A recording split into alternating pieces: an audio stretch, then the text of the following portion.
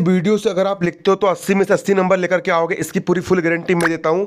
अब कहीं जाने की ज़रूरत नहीं है।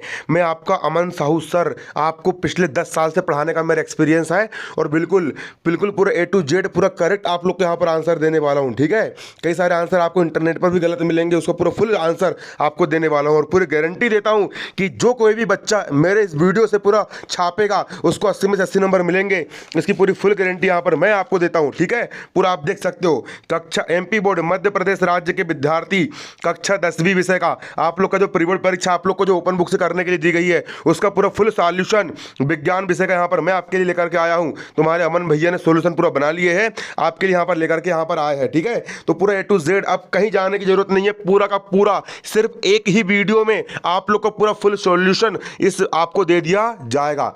विज्ञान विषय प्री बोर्ड परीक्षा 2021-2022 आप यहाँ पर देख सकते हो। ठीक है, आपका सबसे पहला प्रश्न यहाँ पर आप देख सकते हो। सबसे पहला प्रश्न आपको बिल्कुल देखिए कॉपी में बिल्कुल सफाई से लिखना है।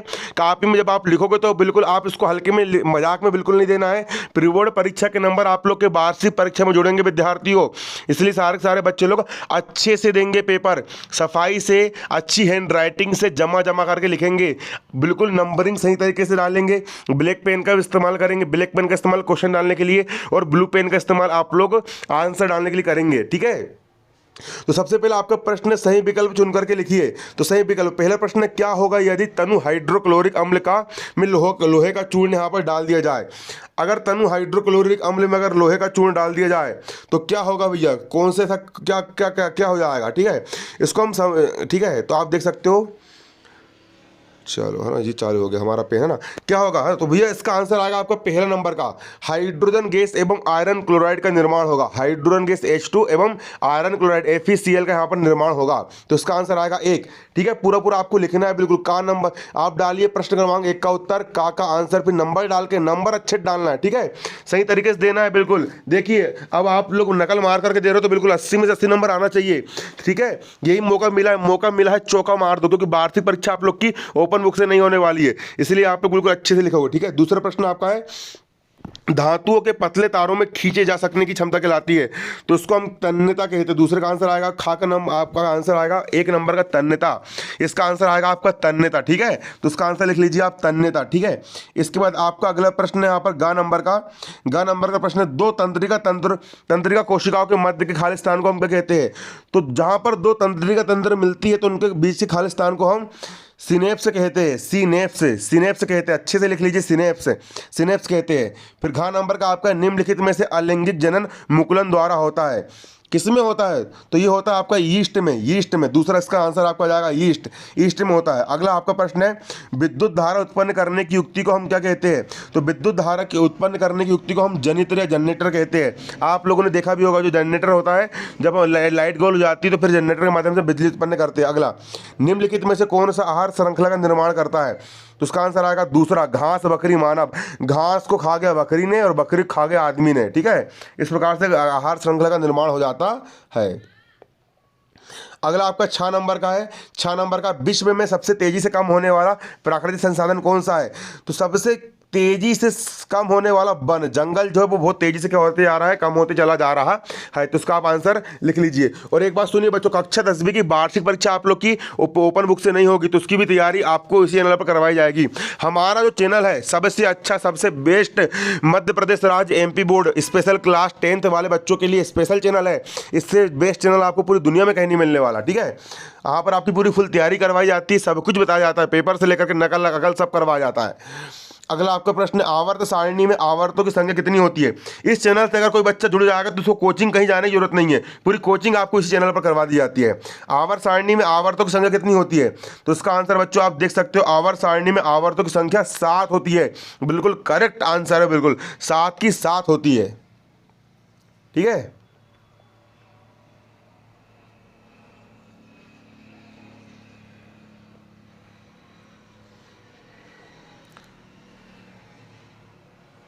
अगला प्रश्न आप देख सकते हो। अगला प्रश्न आपका, जल एक खालिस्तान ऑक्साइड है। तो जल जो होता है बच्चों, मैं आप लोग को यहाँ पर बताना चाहता हूँ, आपका जो जल होता है, जल एक हाइड्रोजन मोनोऑक्साइड है। आप लिख लीजिए hydrogen monoxide, hydrogen hydrogen, hydrogen monoxide है। जल एक क्या होता है, जल एक हाइड्रोजन, हा में हा की मात्रा हा, ई खाली ई, ड्रा में ओ की मात्रा ड्रो, जन हाइड्रोजन मोनोऑक्साइड, मा में ओ की मात्रा मो, नाम में ओ की मात्रा नो, मोनोऑक्साइड। जल एक हाइड्रोजन मोनोऑक्साइड है। ठीक है, ठीक है, जल एक क्या है, हाइड्रोजन मोनोऑक्साइड है। आपको लिखित वाला दिखा देता हूँ, जल एक क्या है, जल एक क्या है, ये देखिए, ये आपका आंसर यहाँ पर लिखा हुआ है, मैंने खुद अपनी उससे लिखा हूँ, मेरी राइटिंग थोड़ी वो है, जल्दबाजी में लिखा हूँ मैंने। ठीक है, तो जल एक क्या है, जल एक हाइड्रोजन मोनोऑक्साइड है। का आंसर आएगा, जल क्या है, जल एक हाइड्रोजन मोनोऑक्साइड है। ठीक है, जल एक क्या है, जल एक हाइड्रोजन मोनोऑक्साइड है। जल एक हाइड्रोजन मोनोऑक्साइड है। खा का आंसर आएगा आपका सुचालक, खा का आंसर आएगा सुचालक। गा का आंसर आएगा आपका प्लेसेंटा, ये लिखा है प्लेसेंटा। घा का आंसर आएगा अंडाशय, जो कि गर्भाशय में होता है। ड़ा का आंसर आएगा परागकण। अगला घा का आंसर आएगा ग्रेगर जॉन मेंडल। छा का आंसर आएगा आपका समानुपाती। ठीक है, क्या आंसर आएगा आपका, समानुपाती, यहाँ पर आपका आंसर आएगा। ठीक है, ये जल एक क्या है, जल एक क्या है, जल, जल क्या है, हाइड्रोजन मोनोऑक्साइड। धातुएं प्रायः ऊष्मा एवं विद्युत की, धातुएं जो होती है वो ऊष्मा और विद्युत की क्या होती है, सुचालक होती है, सुचालक होती है। मादा और गर्भस्थ शिशु के बीच जैविक संबंध स्थापित करने वाला ऊतक क्या कहलाता है, प्लेसेंटा कहलाता है, प्लेसेंटा। आधा पा, लामे की मात्रा ले, सामे की मात्रा से, आधाणा और टामे की मात्रा टा, प्लेसेंटा, ये लिखा है, प्लेसेंटा कहलाता है। ठीक है, अगला, मानव के शरीर में अंडाणु का निर्माण कहाँ पर होता है, तो मानव के शरीर में अंडाणु का निर्माण अंडाशय में होता है। मैंने अभी आपको दिखाया था आंसर। ठीक है, अंडाशय में होता है, गर्भाशय। अगला, पराग कोश में क्या पाया जाता है, पराग कोश में पराग कण पाए जाते हैं। इनको याद भी कर लीजिए, क्योंकि वार्षिक का पेपर भी इसी में से बन करके आएगा। ठीक है, पराग कोश में क्या पाए जाते हैं, पराग कोश में परागकण पाए जाते हैं। अनुवांशिकी के जनक कौन है, अनुवांशिकी के जनक ग्रेगर जॉन मेंडल है। कौन है, ग्रेगर जॉन मेंडल है। अगला, किसी तार का प्रतिरोध उसकी लंबाई के समानुपाती होता है। क्या होता है, समानुपाती होता है। अगला है, मस्तिष्क तथा मेरुरज्जु खालिस्तान तंत्र बनाते हैं। तो मस्तिष्क और मेरुरज्जु दोनों मिल करके केंद्रीय तंत्रिका तंत्र बनाते हैं। केंद्रीय तंत्रिका तंत्र, कामे की मात्रा के, आधन्ना, द्राम बड़ी की मात्रा द्रीय, केंद्रीय, केंद्रीय तंत्रिका तंत्र बनाते हैं। क्या बनाते हैं, केंद्रीय, CNS केंद्रीय, सी यानी सेंट्रल, है ना, नर्वस सिस्टम, केंद्रीय तंत्रिका तंत्र बनाते हैं। केंद्रीय तंत्रिका तंत्र आप लिख लीजिए हिंदी में, ये जाएगा आपका आंसर। अगला आपका सही जोड़ी बनाई है। ठीक है, तो यहाँ पर हम पूरी सही जोड़ी यहाँ पर हम बनाएंगे। पहला, सबसे अधिक क्रियाशील धातु कौन सी होती है, तो सबसे अधिक क्रियाशील धातु होती है पोटेशियम। इसको पानी में फेंक देना, अंगार भर जाएगी।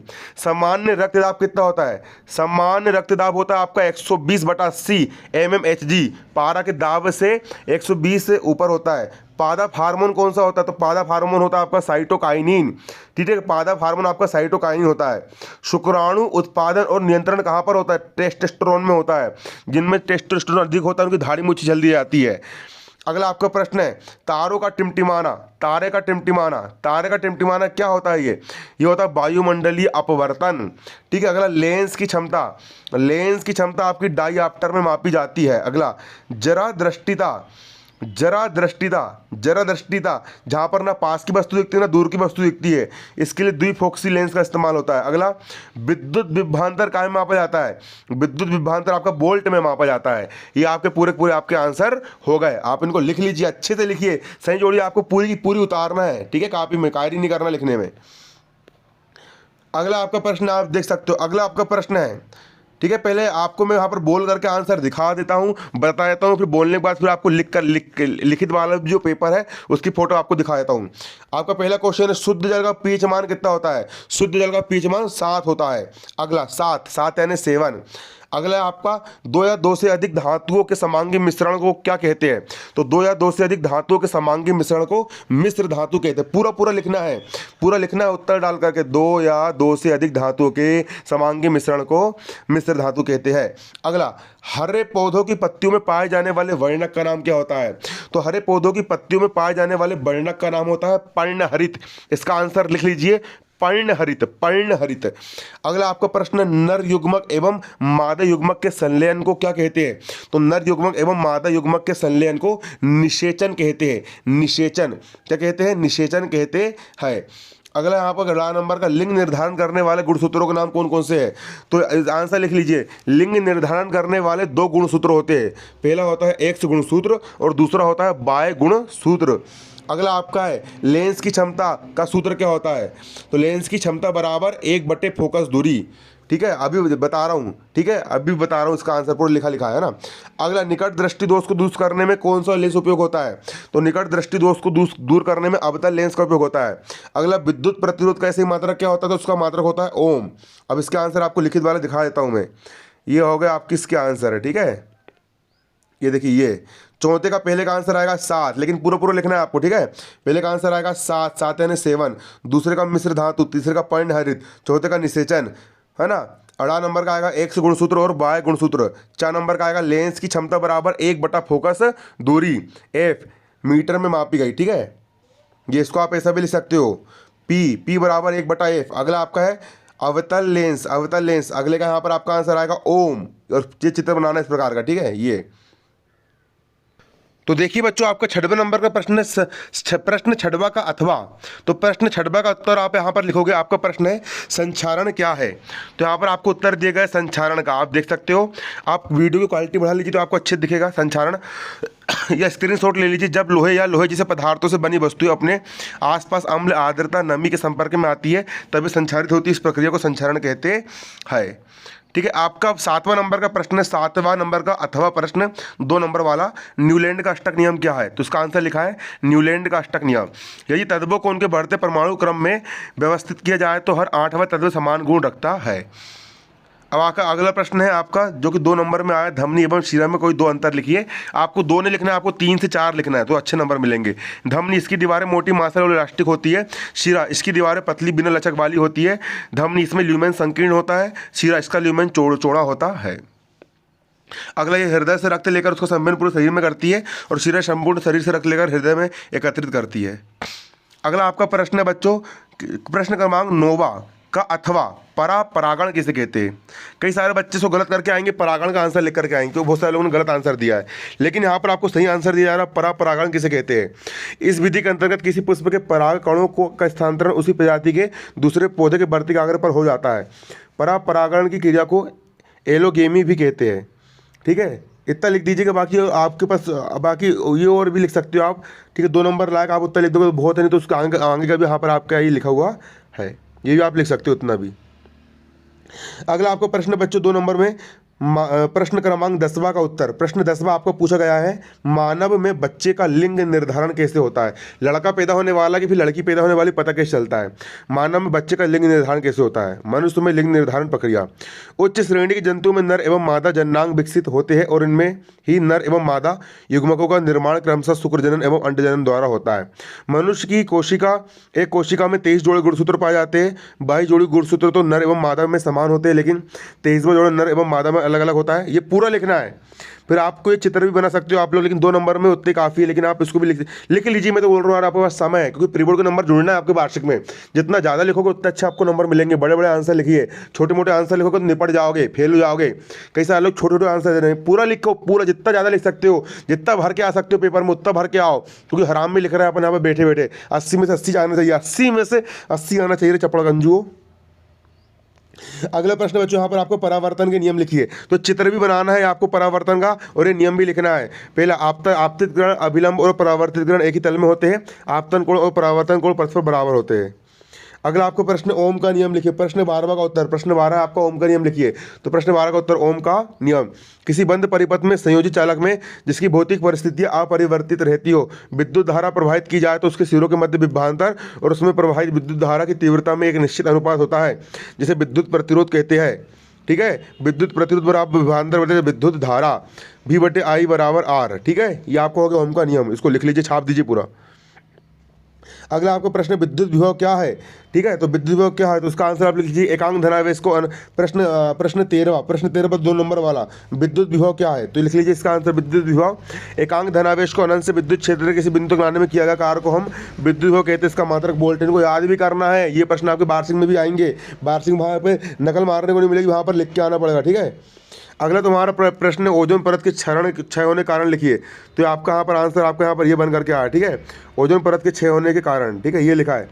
पहला क्लोरोफ्लोरोकार्बन द्वारा ओजोन को नष्ट करना, दूसरा मोटर वाहनों, ऊर्जा संयंत्रों एवं विभिन्न प्रकार के उद्योगों से निकलने वाले धुएं में पाई जाने वाली sulphur dioxide, carbon monoxide, nitrogen oxide, hydrocarbon आदि द्वारा ओजोन स्तर का क्षरण करना। तीसरा अंतरिक्ष यान, जेट वायुयान में ईंधन के जलने से नाइट्रोजन ऑक्साइड का उत्पन्न होना, ज्वालामुखी विस्फोट होने के कारण वायुमंडल में सल्फर डाइऑक्साइड की मात्रा में वृद्धि होना। ये लिख लीजिए पूरा कारण, ठीक है। अगला आपका प्रश्न रासायनिक समीकरणों को संतुलित करना है। यहाँ पर 4 दिएगा लेकिन आपको यहाँ पर 3 ही करना है, ठीक है।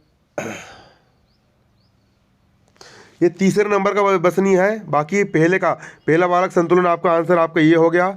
इसके बाद दूसरा वाला आपका ये NaOH भी पेपर में आया है, इसका संतुलन आपका यहाँ पर ये हो गया, ठीक है। और तीसरा नहीं आया, चौथा नंबर का आया है, तीसरा वाला का संतुलन आपका यहाँ पर ये हो गया। आप लिख लीजिए, ठीक है।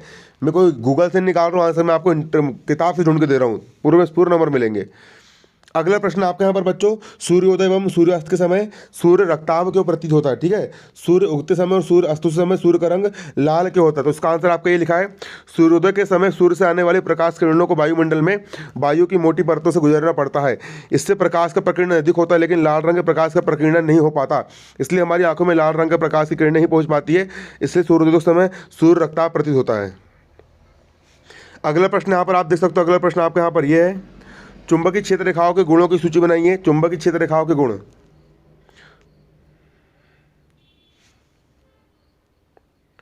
चुंबकीय क्षेत्र रेखाओं के गुण। चुंबकीय क्षेत्र में चुंबकीय क्षेत्र रेखा चिकने बंद वक्र होते जो कभी भी प्रतिच्छेद नहीं करते हैं। ये रेखाएं चुंबक के बाहर उत्तरी ध्रुव से दक्षिणी ध्रुव की ओर और चुंबक के अंदर दक्षिणी ध्रुव उत्तर। ये लिख लीजिए पूरा, आप लिख लीजिए इसका, ठीक है। अगला प्रश्न यहाँ पर आपका 18 नंबर का, भूतापीय ऊर्जा क्या होती है। प्रश्न 18 का उत्तर, भूतापीय ऊर्जा क्या होती है समझाइए। तो यहाँ पर आंसर दिया गया है भूतापीय ऊर्जा। भूतापीय ऊर्जा का आंसर यहाँ पर ये दिया, भूतापीय ऊर्जा पृथ्वी के गर्त में निरंतर परिवर्तन होते रहते हैं। पृथ्वी के अंदर कुछ चट्टानों का ताप काफ़ी अधिक होता है, जो चट्टाने में स्थित रेडियोधर्मी पदार्थों के विघटन से प्राप्त होता है। पृथ्वी की सतह के नीचे स्थित तत्व चट्टानों क्षेत्र है। पूरा लिख लीजिए, छाप दीजिए, छाप दीजिए, छाप छाप छाप छाप दीजिए बच्चों, तभी तुमको अच्छे नंबर मिलेंगे। अगला प्रश्न तुम्हारा, विरंजक चूर्ण एवं धावन सोडा के सूत्र है, उनको दो उपयोग लिखिए। तो ये हो गया आपका विरंजक चूर्ण का आंसर यहाँ पर, ठीक है। पूरा लिख के जाओ, 4 नंबर में उन्होंने सिर्फ उपयोग पूछे, तुम परिभाषा पूरा ये भी टिप दो, पूरा ये सूत्र भी उतार दो पूरा। इसके बाद फिर ये उपयोग भी वहाँ पर पूरे उतार दो। इसके बाद फिर यहाँ पर ये धावन सोडा परिभाषा पूरी उतार दो, ठीक है। इसके बाद फिर आपको यहाँ पर पूरा धावन सोडा का उपयोग भी यहाँ पर पूरे पेपर में लिख करके आ जाओ। अगला प्रश्न यहाँ पर आपका है 20वें नंबर का, निम्नलिखित कार्बनिक यौगिकों के सूत्र यहाँ पर बनाना है और इलेक्ट्रॉन बिंदु संरचना। पहले CO2 का चित्र आपको यहाँ पर इस प्रकार से बनाना है, ठीक है। ये चित्र बना लीजिए। ये हो गया कार्बन और हो गया 2 ऑक्सीजन। अगला तुम्हारा H2 चित्र तुम्हारा यहाँ पर इलेक्ट्रॉन संरचना बन जाएगी, 2 H और यहाँ पर 1 ऑक्सीजन। अगला यहाँ पर NH3, ये खुद मैंने अपने हाथों से बनाया, बिल्कुल करेक्ट है, बिल्कुल A to Z। अगला यहाँ पर CH4 का चित्र आपका इस प्रकार से ऐसा बनेगा, ठीक है। बीच में C मतलब बीच में C यानी कार्बन है। अगला प्रश्न है, मनुष्य के पाचन तंत्र का चित्र। ये मनुष्य के पाचन तंत्र का चित्र आपका जो बन गया, पूरा बनाना अच्छा डिजाइन से, बिल्कुल नामांकन करना, पेंसिल से झकाझक बनाना, बिल्कुल 80 में से 80 नंबर लेना है बेटा, चपड़गंजियो। अगला प्रश्न यहाँ पर जो लिखा है 22 बार, पूरी किताब में नहीं मिलने वाला, इसका आंसर मैंने खुद अपने हाथों से बनाया हूँ, पूरा एक्यूरेट। ये पूरा लिख लीजिए, इसको छाप किया जाओ बिल्कुल पेपर में। ये पूरा लिख लो इसको ऐसा, ये पूरा ये अगली स्टेप, फिर अगली स्टेप, फिर अगली स्टेप, फिर अगली स्टेप, फिर इस स्टेप के बाद फिर यहाँ पर ये U का मान आ गया -30 सेंटीमीटर। फिर ये आंसर हो गया। फिर आवर्धन भी याद करना था, आवर्धन ऐसे निकाल लो ऐसे।